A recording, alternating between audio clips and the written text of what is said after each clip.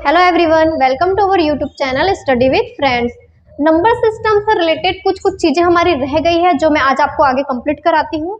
और उससे पहले जितने भी वीडियो जो डले हुए हैं, अगर आप लोगों ने नहीं देखा है तो उसको जाकर के देख लीजिएगा। अगर आप चैनल में नए बने हुए हैं तो आप चैनल को सब्सक्राइब कीजिएगा। ठीक, चलिए स्टार्ट करते हैं। देखिए, आज का जो टॉपिक है यह है जोड़ी गई संख्याओं में कोई संख्या ज्ञात करना।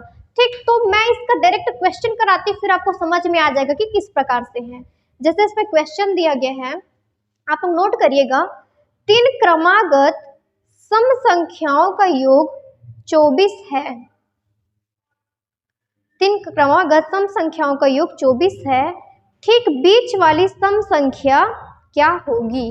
ठीक है, ठीक बीच वाली सम संख्या उसमें ज्ञात करने के लिए बोला गया है। तो क्या बोला गया? 3 क्रमागत सम संख्याओं का योग कितना दिया गया? 24 दिया गया है। किसके बारे में बात किया गया है? सम संख्या के बारे में बात किया गया है ना। और इनका जो योग है वो कितना है? योग दिया गया है 24। तो सबसे पहले आपको 3 क्रमागत सम संख्या लेना है, पर आपको ये नहीं पता कि वो जो सम संख्या रहेंगी, वो जो संख्याएं होंगी वो किस प्रकार की होंगी। 3 क्रमागत अगर सम संख्या के बारे में बात किया गया है तो जरूरी नहीं है कि वो 2 ही हो या आपका 4 हो, उसके बाद नेक्स्ट जो रहेगा वो 6 हो, है ना। ये तो नहीं पता है ना हमको कि इसमें कौन सी संख्या आएगी। तो देखिए, इसमें क्या करना, कुछ भी ज्यादा इसमें लेंदे नहीं है, सिंपल सा फंडा आपको याद रखना है। 3 क्रमागत के बारे में बात किया गया तो 3 क्रमागत सम संख्या है और जो योग दिया गया 24, तो 3 है तो यहाँ पे क्या करना है, आपको 3 से भाग कर देना है। ठीक है, 3 से भाग करिए, कितने बार में जाएगा? 3 8 24, कितना आ रहा है? 8 आ रहा है। अब ये जो 8 जो आया है ये क्या है? ये बीच वाली संख्या है। मतलब कि जितने क्रमागत, चाहे यहाँ पे सिर्फ 3 ही बताया गया है, अगर ऐसा कोई क्वेश्चन है जिसमें 5 क्रमागत सम संख्या बोला गया है, 7 क्रमागत, 6 क्रमागत, है ना, तो जितने भी जितना उसमें दिया गया, जैसे 3 क्रमागत दिया गया है और योग दिया गया है, तो जो क्रमागत संख्या दिया गया है और योग दिया गया है उनको आपस में डिवाइड करने से जो निकल के आता है ये कहलाता है बीच वाली संख्या। बीच वाली संख्या, ठीक है, समझ आया ये? तो बीच वाली संख्या जो है ये 8 बीच वाली संख्या हो जाएगी। अब देखिए, क्रमागत सम संख्या के बारे में बात किया गया है ना, तो क्वेश्चन में क्या बोला गया है? ठीक बीच, अच्छा ठीक बीच वाली सम संख्या के बारे में पूछा गया तो यहीं से निकल जाएगा हमारा ठीक बीच वाली सम संख्या। अगर पूछता कि वो संख्याएं कौन कौन सी है तो बीच वाली संख्या आपको पता चल गया है ना। तो क्योंकि ये कैसा है, तीनों क्रमागत है। क्रमागत है तो क्या मतलब होगा? 8 के बाद क्या होगा? आपको सिर्फ सम संख्या लेकर के चलना है। तो 8 के बाद 9 होगा क्या? नहीं होगा। 9 क्यों नहीं हो सकता? क्योंकि 9 जो है आपका विषम संख्या में आता है। तो 9 के बाद क्या रहेगा? यहाँ पे 10 रहेगा। और 8 से जस्ट पहले वाली सम संख्या क्या हो जाएगी? 6 हो जाएगी। अब आप इसको जोड़ लीजिए, क्या ये 24 बनता है? 10 8 18 और 18 और 6 कितना हो जाएगा? 24 हो जाएगा। क्लियर है? तो देखिए, जितने भी क्रमागत संख्या के बारे में बात किया जाएगा और उनका जो योग दिया रहेगा उनको आपस में डिवाइड करना है, और डिवाइड करने से जो निकल के आएगी वो बीच वाली संख्या होती है। तो बीच वाली संख्या पूछा तो आप डायरेक्टली इसका आंसर बता सकते हैं, और अगर उससे पहले या उससे बाद वाली संख्या के बारे में बात किया तो भी आप इसको निकाल सकते हैं। क्लियर है ये? चलिए, यहाँ पे हमारा फर्स्ट क्वेश्चन कंप्लीट हो गया। चलिए नेक्स्ट क्वेश्चन देखिएगा, नोट करिएगा। 5 क्रमागत सम संख्याओं का योग 80 है, 80 है। 5 क्रमागत सम संख्याओं का योग 80 है। सबसे छोटी सम संख्या ज्ञात कीजिए।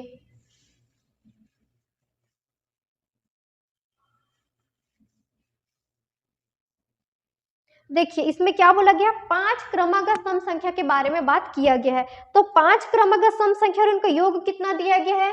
इनका जो योग दिया गया है ये है आपका 80, ठीक है। और चूंकि संख्याएं कितनी? 5 क्रमागत है, तो आपको इसमें से किसमें से भाग करना पड़ेगा? 80 में से आप 5 से उसको भाग लगा देंगे। कितने बार में जाएगा ये? आपका 5 एकम 5, 5 और 3 हो जाएगा 8, और 5 छिक्के 30 हो जाएगा ये, ठीक है।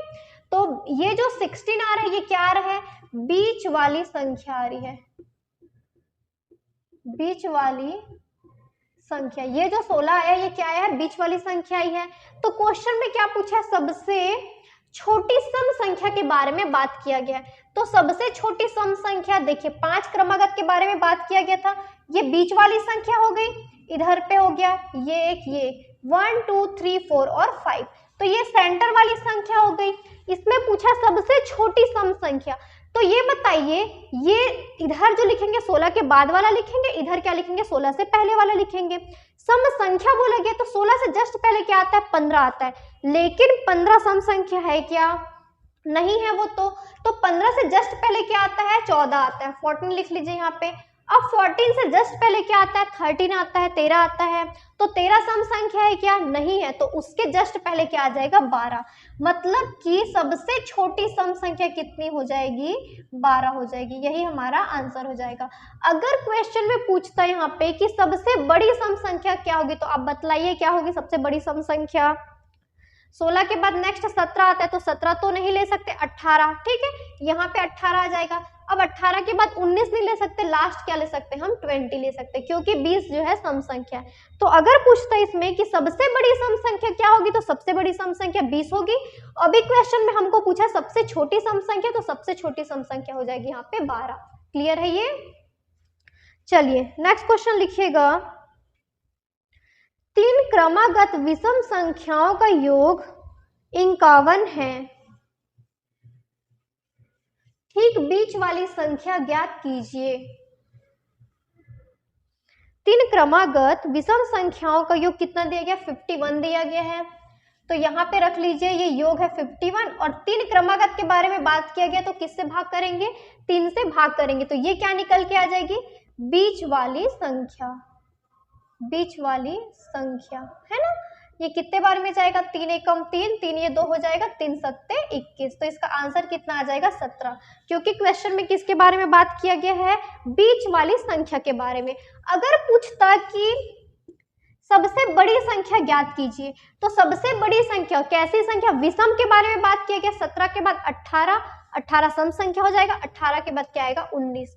सबसे बड़ी अगर विषम संख्या बोलता तो 19 आता, सबसे छोटी विषम संख्या बोलता तो क्या आता 15 आता। क्लियर है ये कॉन्सेप्ट। बस समझिए कि आप जो डिवाइड करेंगे, जितने क्रमागत के बारे में बात किया गया है, 5 बोला गया तो 5 से भाग करना है, 7 बोला गया 7 से भाग करना है, जिससे भी बोला गया उसमें सेंटर वाले से भाग करना है, और भाग करने के बाद जो संख्या आती है वो क्या रहती है बीच वाली संख्या निकलती है। क्लियर है ये कॉन्सेप्ट आपका। चलिए तो इससे रिलेटेड जो क्वेश्चन चाहे सम संख्या पूछे चाहे विषम संख्या पूछे, अब आप इसको बना लेंगे है ना, चाहे वो प्राकृत संख्या के बारे में ही क्यों ना बात करें, बस उसमें लिखा रहेगा 3 क्रमागत 5 7 8 उनकी मर्जी। क्लियर है ये, ठीक। चलिए अब हम जो है नेक्स्ट टाइप की ओर आगे बढ़ते हैं। चलिए एक क्वेश्चन और बता देती हूँ मैं इससे रिलेटेड। देखिए क्वेश्चन लिखिएगा, 4 क्रमागत सम संख्याओं का योग 20 है, तो सबसे बड़ी संख्या ज्ञात कीजिए। 4 क्रमागत सम संख्याओं का योग कितना दिया गया है 20 दिया गया है ना। तो चूंकि देखिए सम संख्या के बारे में बात किया गया है ना, तो देखिए 20 दिया गया है और क्रमागत संख्या कितना है 4 है, इसको 4 से भाग कर देंगे, 4 पंचे 20। अब ये जो 5 है ये क्या है बीच वाली संख्या है, पर क्वेश्चन में तो सम संख्या के बारे में बोला गया और हमारे पास जो आया है वो कैसा है विषम संख्या है। अब क्या किया जाए, 5 को ले नहीं सकते हम लोग है ना, तो इस कंडीशन में क्या करना पड़ेगा, 5 से एक छोटी संख्या और 5 से बड़ी संख्या, 5 से छोटी संख्या होती है 4 और 5 से बड़ी संख्या होती है 6। क्लियर है, ये 2 संख्या निकल के आ गई। अब इससे 4 क्रमागत के बारे में बात किया गया था, ये 2 हो गया, इससे जस्ट एक पहले लेके चलना है सम वाला, ये 2 हो जाएगा, और 6 से जस्ट और पहले अगर बात देखा जाएगा तो 8 हो जाएगा। समझ आ रहा है ये कॉन्सेप्ट में क्या बोल रही हूँ। अगर इसको डिवाइड करने से, क्वेश्चन में तो सम संख्या के बारे में बात किया गया है, तो सम संख्या नहीं आती उस कंडीशन में, जो संख्या आती है उसको आपको बेस मानना है, उसके जस्ट एक पहले और एक बाद वाले को लेकर के चलना है। तो हमने एक पहले एक बाद वाला लेकर के चला, ये 2 संख्या हो गई अपने पास। अब क्या करना है, इन्हीं को आप सेंटर मान सकते हैं, तो इससे जस्ट एक पहले लेके चलना, इधर पे इसके जस्ट एक बाद लेकर के चलना है। तो सबसे बड़ी सम संख्या कितनी हो जाएगी 8 हो जाएगी। ठीक, चलिए अब फाइनली ये वाला आपका कॉन्सेप्ट कंप्लीट होता है। अब आप इसको प्रैक्टिस करिएगा। मैं कुछ और क्वेश्चन थोड़ा सा उसको करा देती हूँ आप लोगों को। चलिए क्वेश्चन लिखिएगा।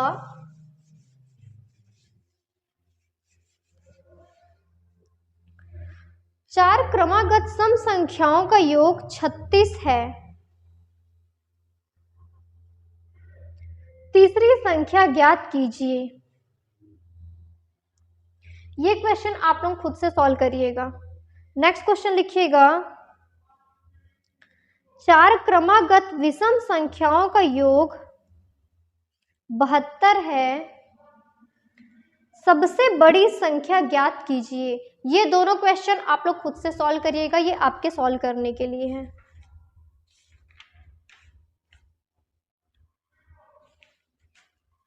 मैं आपको इससे आगे का जो क्वेश्चन है, एक टाइप बचा हुआ है, वो लास्ट टाइप है नंबर सिस्टम का, वो मैं आप लोगों को करा देती हूँ। देखिए नंबर सिस्टम का जो अपना जितने भी टाइप्स चल रहे हुए हैं उसमें से देखा जाएगा तो हमारा ऑलमोस्ट सभी कंप्लीट हो गया। ये लास्ट टाइप का क्वेश्चन बचा हुआ है। इसके अलावा आपको नॉर्मल टाइप के क्वेश्चन मिलेंगे, उसको आप सॉल्व कर सकते हैं, और नहीं होगा तो आप एक बार क्वेश्चन कमेंट में पूछ सकते हैं, मैं आपको उसका आंसर कर दूंगी। ठीक, तो ये लास्ट टाइप है और इस टाइप का मैं सिर्फ ये एक ही क्वेश्चन कराऊंगी, क्योंकि ये क्वेश्चन कैसे सॉल्व करना है वो मैं बता दूंगी, तो इससे रिलेटेड बाकी क्वेश्चन आप सॉल्व कर सकते हैं। ठीक, तो चलिए क्वेश्चन देखिएगा। भेड़ तथा गड़रियों के एक समूह में 16 पैर हैं, जो सिर की संख्या से 10 अधिक है बोला गया है, तो भेड़ों की संख्या ज्ञात करना है। ठीक, तो सबसे पहले हम क्या कर लेते हैं, माना जो भेड़ है, भेड़ को मैं बी लेके चल रही हूँ। ठीक है, माना भेड़ों की संख्या बराबर कितनी है, x है, तथा गड़रिये को मैं जी लेकर के चल रही हूँ और गड़रिये की संख्या कितनी है, y है। ये हम लोगों ने मान लिया। ठीक, अब इसके बाद क्वेश्चन में क्या बोला गया है, पैरों की संख्या, तो हमको यहाँ से पहले पैर की संख्या देखनी है। पैरों की संख्या, तो आप ये बताइए कि जो भेड़ होते हैं, भेड़ के कितने पैर होते हैं, 4, और भेड़ की संख्या हमने कितनी मानी है, x, तो इस x में आप 4 का मल्टीप्लाई कर देंगे तो ये 4x हो जाएगा। ठीक है, कुल हम पैरों की संख्या निकाल रहे हैं, तो कुल पैरों की संख्या, भेड़ की पैरों की संख्या और गड़रिये दोनों को ऐड करेंगे तब वो कुल पैरों की संख्या निकल के आएगी। तो देखिए ये हो जाएगा आपका 4x। ठीक है, ये किसकी पैर की संख्या हो गई, भेड़ के, प्लस गड़रिये के पैरों की संख्या, तो गड़रिये के कितने पैर होते हैं, उसके 2 पैर होते हैं, है ना, तो यहाँ पे आपको 2 से मल्टीप्लाई करना पड़ेगा, तो ये क्या बन जाएगा, 2y। अब ये कुल पैरों की संख्या हो गई 4x + 2y, और यहाँ पे दिया गया है भेड़ तथा गड़रिये के एक समूह में 16 पैर है, मतलब कुल पैरों की संख्या कितनी है, 16 है। ये आपका इक्वेशन नंबर फर्स्ट हो जाएगा। अब इसके बाद हमको नेक्स्ट देखना सिर की संख्या। सिर की संख्या निकालिए, सिर की कुल संख्या, तो देखिएगा सिर की कुल संख्या, अब आप खुद सोचिए, चाहे भेड़ बोला जाए या बकरी बोला जाए या गड़रिया बोला जाए, सबके सिर्फ एक ही सिर होते हैं, 2-3 सिर तो नहीं होते हैं। तो सिर की संख्या के लिए क्या करना है, जो आपके भेड़ की संख्या उसमें आप 1 का मल्टीप्लाई करेंगे, क्योंकि सिर एक होता है, तो 1 का मल्टीप्लाई करोगे तो x ही आएगा, प्लस इसमें भी 1 का मल्टीप्लाई करोगे तो y आ जाएगा, तो x + y। और इस क्वेश्चन में ये बोला गया है, देखिएगा कि जो 16 पैर हैं जो कि सिर की संख्या से 10 अधिक है, तो सिर की संख्या ये हो गई से 10 अधिक बराबर 16। क्वेश्चन में यही बोला गया है कि सिर की संख्या से 10 अधिक बराबर पैरों की संख्या, तो पैरों की संख्या यहाँ पे 16 हो जाएगी। इसको और सॉल्व कर लीजिए, x + y बराबर, ये वाला 10 इधर जाएगा, माइनस में हो जाएगा, तो 16 में 10 घटाएंगे तो कितना आ जाएगा, 6 आ जाएगा। ये आपका इक्वेशन नंबर 2 हो जाएगा। ठीक है, अब आगे आपको समीकरण 1 और 2 को सॉल्व करना है। तो समीकरण 1 और 2 को सॉल्व करने के लिए देखिए, यहाँ पे आपको पहले कोई सा एक टर्म को, चाहे x वाला हो चाहे y वाला हो, दोनों को आपको इक्वल बनाना पड़ेगा। तो एक काम करते हैं, पहले दोनों समीकरण को यहाँ पे लिख लेते हैं। 4x + 2y बराबर कितना दिया गया है, 16 दिया गया है, लिख लीजिए 16 हो जाएगा। और नेक्स्ट है x + y बराबर 6। अब दोनों समीकरण को बैलेंस करना है, मतलब या तो x वाले पार्ट को आपको खत्म करना है या तो y वाले, तभी तो हम एक चीज का मान निकाल सकते हैं। तो अगर इस इक्वेशन में मैं अगर चलिए 2y को कैंसिल करते हैं, चलिए है ना, तो 2y को कैंसिल करेंगे तो जो समीकरण 2 वाला जो है इसमें सभी में क्या करना है, 2 का मल्टीप्लाई करना पड़ेगा। तो ये बन जाएगा 2x और ये जो y है ये क्या बन जाएगा, 2y बन जाएगा, और ये 6 दूनी कितना हो जाएगा, 12 हो जाएगा। समझ आ रहा है आप लोगों को। अब क्या करेंगे, इसको हमको आपस में घटा देना, तो यहाँ पे माइनस का चिन्ह हो जाएगा, यहाँ पे भी माइनस और यहाँ पे भी माइनस हो जाएगा।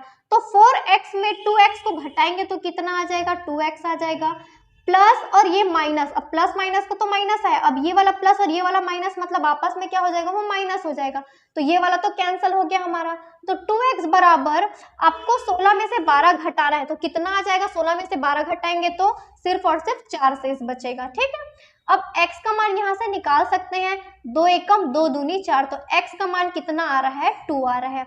अब क्वेश्चन में हमको क्या पूछा है, यही पूछा गया है, भेड़ों की संख्या ज्ञात कीजिए। तो यहाँ से भेड़ों की संख्या कितनी हो जाएगी, आपका 2 हो जाएगी, क्योंकि भेड़ों की संख्या हम लोगों ने क्या माना है, इसमें x माना है। क्लियर है ये।